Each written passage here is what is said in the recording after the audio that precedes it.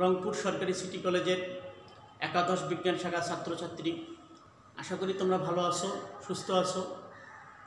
আজ আমরা পদার্থবিজ্ঞান প্রথম পত্রে মহাকর্ষ অভিকর্ষ অধ্যায় নিয়ে কিছুটা আলোচনা করব।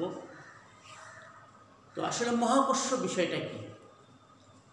যে মহাবিশ্বের যে কোনো দুটো বস্তু কণার মধ্যে যে পারস্পরিক আকর্ষণ বল, সেটাই হচ্ছে মহাকর্ষ। আর এক কথায় অভিকর্ষ কি? যে এই দুটো পারস্পরিক দুটো বস্তুর মধ্যে আকর্ষণ বলটা ছিল মহাকর্ষ।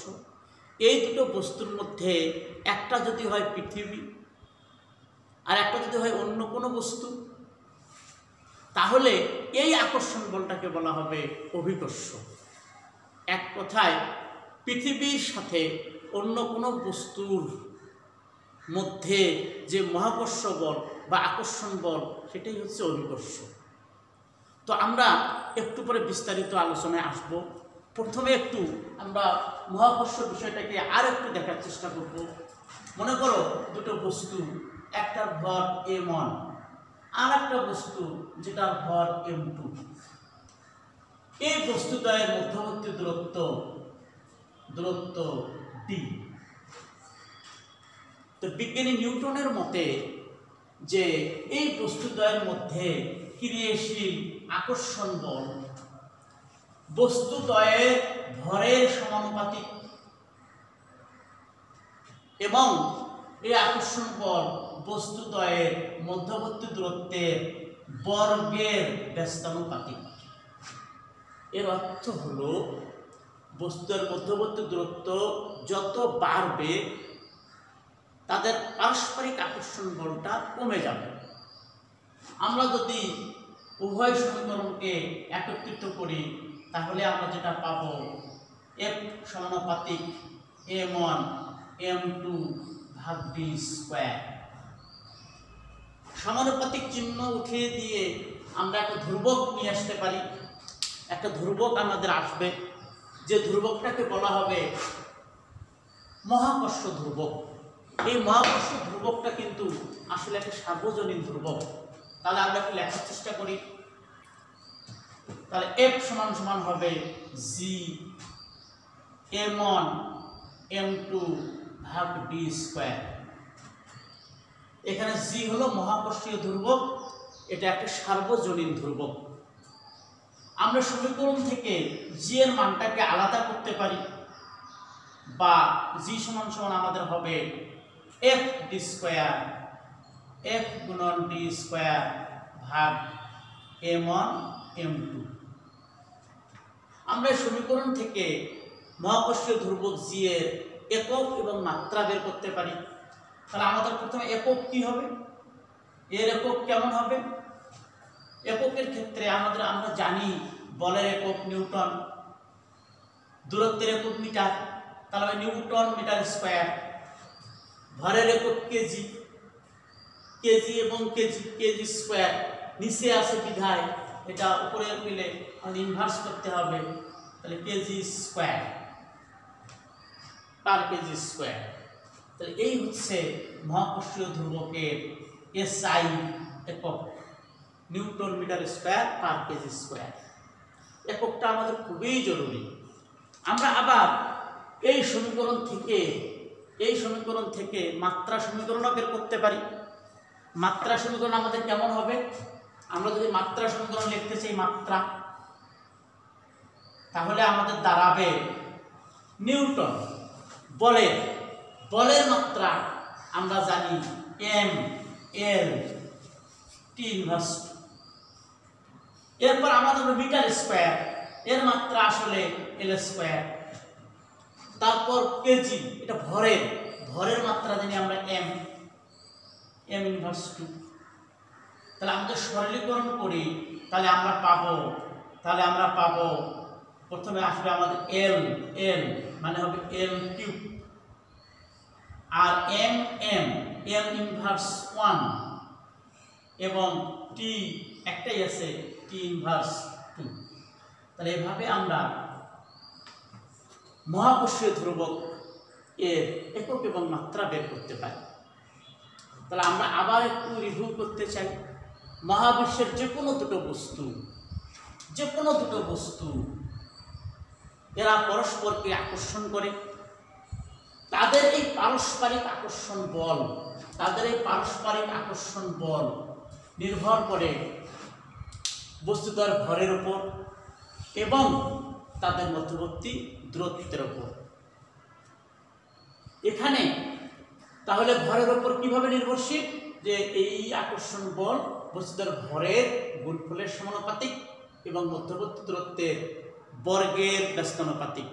যেহেতু বর্গের ব্যস্তানুপাতিক, এই জন্য এই সমীকরণটাকে বা সূত্রটাকে বিপরীত বর্গীয় সূত্র বলা হয়ে থাকে। এখান থেকে আমরা জি এর মান পেয়ে যাই, জি যার একক হবে এত এবং মাত্রা সমীকরণ এত। এখানে একটা প্রশ্ন এসে থাকে যে জি কে সার্বজনীন ধ্রুবক বলা হয় কেন? এই মহাকর্ষীয় ধ্রুবক জি সার্বজনীন ধ্রুবক এই জন্য যে এর মান মাধ্যমের প্রকৃতির উপর নির্ভর করে না, কিংবা এই বস্তুদ্বয়ের প্রকৃতির উপর নির্ভর করে না। তাহলে আমাদের সংক্ষিপ্ত কথা হচ্ছে, মহাকর্ষীয় ধ্রুবক জি কে সার্বজনীন ধ্রুবক বলা হয় দুটি কারণে। একটা হলো জি এর মান মাধ্যমের প্রকৃতির উপর নির্ভর করে না, আর একটা হলো জি এর মান বস্তুদ্বয়ের প্রকৃতির উপরও নির্ভর করে না।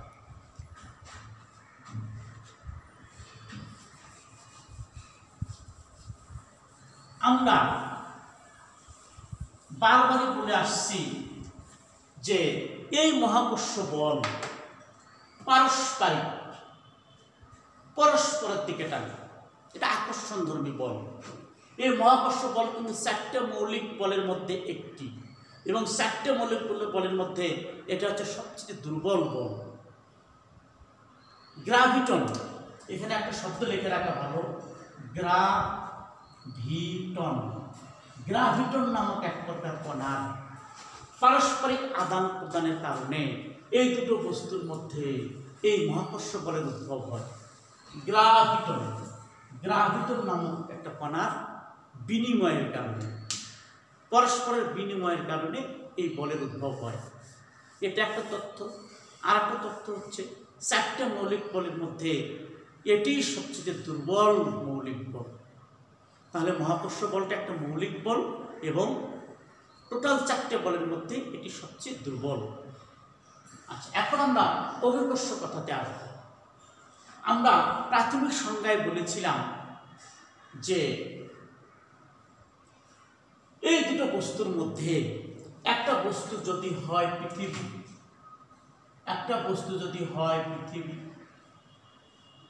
আর আরেকটা যদি হয় অন্য যে কোনো বস্তু, তাহলে এই মহাকর্ষ বলটাকে বলা হবে অভিকর্ষ।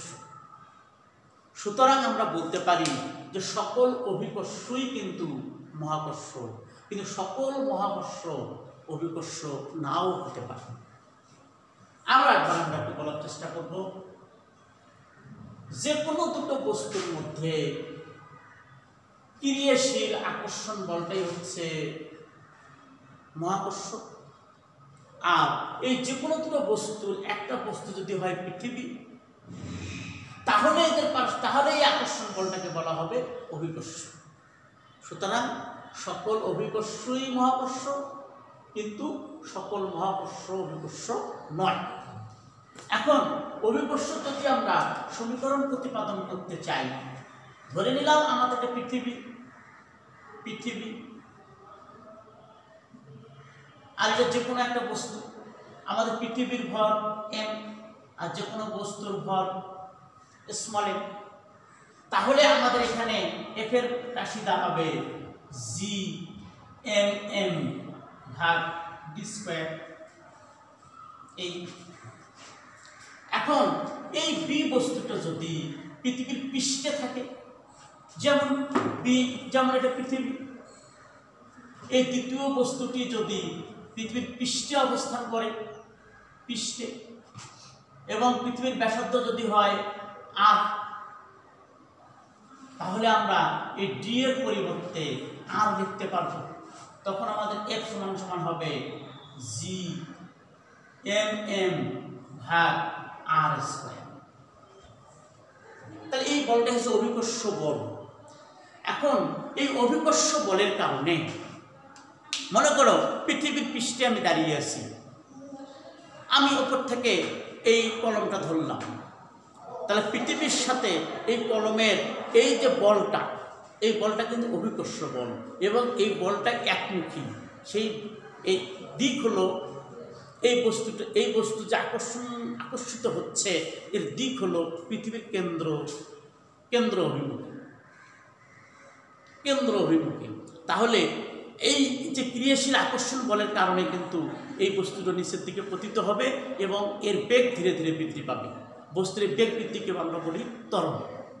এক কথায় অভিকর্ষ বলের কারণে কোনো বস্তুতে যে ত্বরণের সৃষ্টি হয় তাই আসলে অভিকর্ষ ত্বরণ।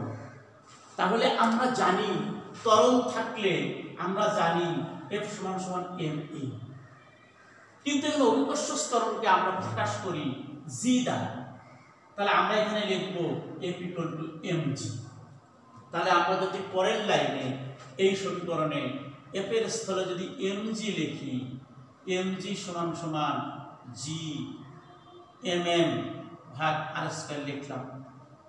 উভয় পক্ষ থেকে যদি আমরা m কে তুলে দেওয়ার চেষ্টা করি তাহলে আমাদের g = হবে g m/r²। এটি হলো অভিকর্ষ ত্বরণ g এর রাশিমালা। এই রাশিমালা থেকে স্পষ্টত যে অভিকর্ষ ত্বরণ বস্তুর ভরের উপর নির্ভর করে না। যেমন আমাদের যে বস্তুটা ছিল বি বস্তু, এই বস্তুর ভর ছিল স্মল m। আমরা দেখলাম যে অভিকর্ষ ত্বরণের রাশিমালার মধ্যে এই স্মল m অনুপস্থিত। সুতরাং আমরা বলতে পারি যে অভিকর্ষ ত্বরণ বস্তুর ভরের উপর নির্ভর করে না, অর্থাৎ বস্তু নিরপেক্ষ। তাহলে এই সমীকরণ থেকে স্পষ্টত যে অভিকর্ষ ত্বরণ বস্তুর ভরের উপর কিংবা প্রকৃতির উপর নির্ভর করে না, অর্থাৎ অভিকর্ষ ত্বরণ বস্তু নিরপেক্ষ। এখন এই অভিকর্ষ ত্বরণ আর কি কি বিষয়ে নির্ভরশীল? এই অভিকর্ষ ত্বরণ কি কি বিষয়ে নির্ভরশীল? অভিকর্ষ ত্বরণ তো বস্তুর ভরের উপর নির্ভর করে না, সেটা বুঝলাম। অভিকর্ষ ত্বরণ নির্ভর করে পৃথিবীর ব্যাসার্ধের উপর। আমরা জানি যে পৃথিবী কিন্তু আমাদের পুরোপুরি গোলক নয়, অভিগত গোলক। মানে পৃথিবীর দুই মেরুর দিকে দুই প্রান্ত কিছুটা চাপা, উত্তর দক্ষিণে কিছুটা চাপা, যেগুলোকে আমরা মেরু বলি, উত্তর মেরু দক্ষিণ মেরু। তো এই জন্য আমরা যদি ছবি আঁকার চেষ্টা করি, যদি আমরা এভাবেই ছবিটা আঁকি, তাহলে এখানে আমরা দেখতে পাচ্ছি যে আসলে কেন্দ্রে এবং মেরুতে দেখো আমি তিনটা জায়গায় চিহ্নিত করছি। এই সবগুলো জায়গাতে কিন্তু পৃথিবীর ব্যাসার্ধ এক নয়। যেহেতু সর্বত্র পৃথিবীর ব্যাসার্ধ একই নয়, এই কারণে সর্বত্র কিন্তু জি এর মান একই হবে না। যে স্থানে ব্যাসার্ধ একটু বেশি সেই স্থানে জি এর মান হবে কম, আবার যেখানে জি আর এর মান কম, ব্যাসার্ধ কম, সেখানে জি এর মান হবে বেশি। আচ্ছা, আমরা বিষয়টাকে আরো একটু ডিটেলস বলার চেষ্টা করব। তাহলে অভিকর্ষ ত্বরণ বস্তু নিরপেক্ষ কিন্তু স্থান নিরপেক্ষ নয়। কেন স্থান নিরপেক্ষ নয়? যে পৃথিবীর ব্যাসার্ধ কিন্তু সর্বত্র সমান নয়। যেমন আমি যে জায়গায় দাঁড়িয়ে আছি, এখান থেকে যদি আমি উত্তরের দিকে কিছুটা যাই, তাহলে এখানে যে ব্যাসার্ধ, এই জায়গায় কিন্তু ব্যাসার্ধ একই হবে না, ব্যাসার্ধ একটু বেড়ে যাবে, ব্যাসার্ধ একটু কমে যাবে উত্তরে গেলে। যেহেতু পৃথিবীর পৃষ্ঠের সর্বত্র ব্যাসার্ধ একই নয়, সুতরাং পৃষ্ঠের সর্বত্র কিন্তু অভিকর্ষ ত্বরণের মান একই হবে না।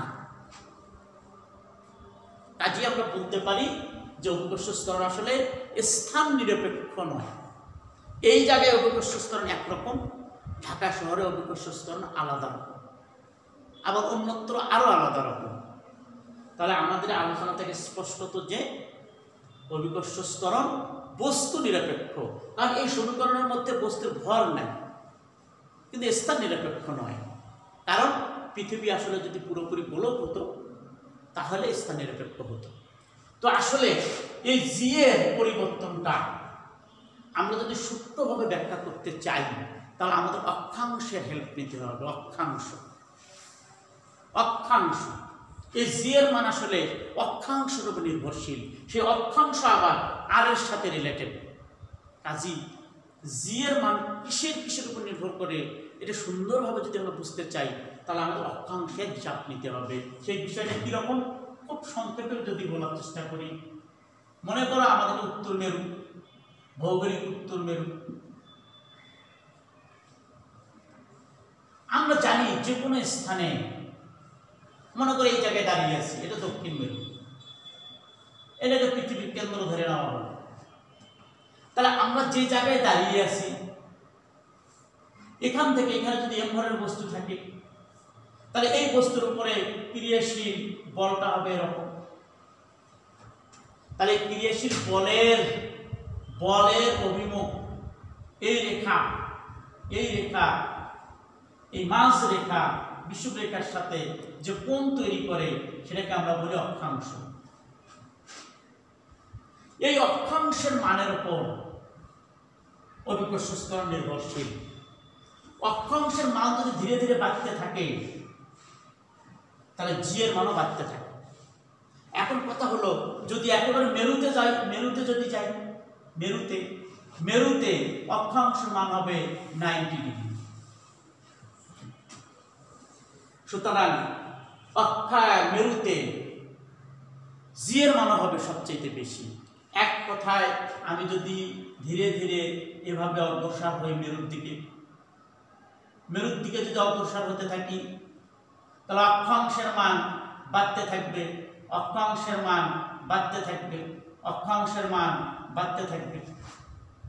এবং মেরুতে অক্ষাংশের মান হবে সর্বাধিক। ফলে মেরুতে অভিকর্ষ স্তরণের মান হবে সর্বাধিক। আচ্ছা, তাহলে এই হলো অভিকর্ষ স্তরণের উপর অক্ষাংশের প্রভাব। এখানে আমাদের কিছু গাণিতিক বিশ্লেষণ আছে, গাণিতিক বিশ্লেষণগুলো আমরা নেক্সট পরবর্তী ক্লাসে আলোচনা করব। আচ্ছা, এছাড়া জি এর মানের উপর উচ্চতার প্রভাব আছে। সেটা কিরকম? পৃথিবীর ব্যাসার্ধ আর, এটা ভূপৃষ্ঠ। এই ভূপৃষ্ঠে জি এর মান জি সমান জিএম ভাগ আর স্কয়ার। এখন যদি এই ভূপৃষ্ঠ থেকে উপরের দিকে কিংবা যদি গভীরে যাওয়া যায় তাহলে উভয় ক্ষেত্রেই কিন্তু জি এর মান হ্রাস পায়। অর্থাৎ ভূপৃষ্ঠের এই স্থানেই জি এর মান সর্বাধিক। ভূপৃষ্ঠের এই স্থান থেকে উপরের দিকে কিংবা গভীরের দিকে যেখানেই যাওয়া হোক না কেন অভিকর্ষ স্তরের মান হ্রাস পায়, কমতে থাকে। তাহলে ভূপৃষ্ঠে জি এর মান সর্বাধিক, উপরেও জি এর মান হ্রাস পায়, গভীরেও জি এর মান হ্রাস পায়। এবং পৃথিবীর একেবারে কেন্দ্রে এই জায়গায় অভিকর্ষ স্তরণের মান 0। আমাদের এই জায়গাতেও কিছু গাণিতিক সমীকরণ আছে যেগুলো আমরা পরের ক্লাসে আলোচনা করব। সুপ্রিয় শিক্ষার্থী, তোমরা যে যেখানেই থাকো ভালো থাকো, সুস্থ থাকো এবং স্বাস্থ্যবিধি মেনে চলো।